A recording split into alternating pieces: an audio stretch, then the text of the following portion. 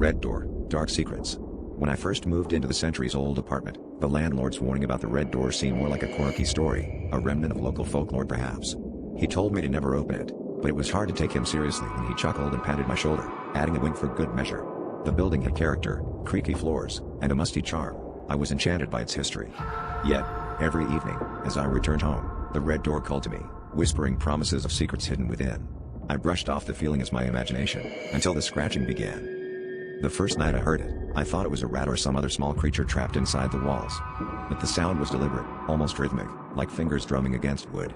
Each night it grew louder, always starting just as the clock struck midnight.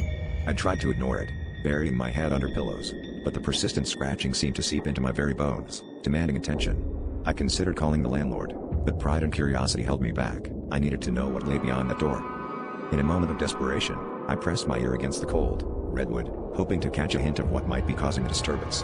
What I heard was not the scurrying of an animal, but hushed whispers, like a distant conversation just beyond comprehension. My heart pounded in my chest as an icy dread settled over me. The whispers grew louder, more insistent, and I could have sworn one of them called my name. Panic set in, but a dark curiosity compelled me to reach out and turn the handle. As the door creaked open, a blast of frigid air hit me, and the whispers became a cacophony of screams.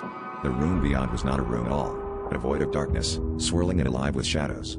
I tried to step back, but invisible hands grasped at me, pulling me into the abyss. As I was consumed by the darkness, a single thought echoed in my mind, a realization that came too late. The landlord's warning was not just a quirky story, but a final, futile attempt to save me from the fate that waited beyond the red door.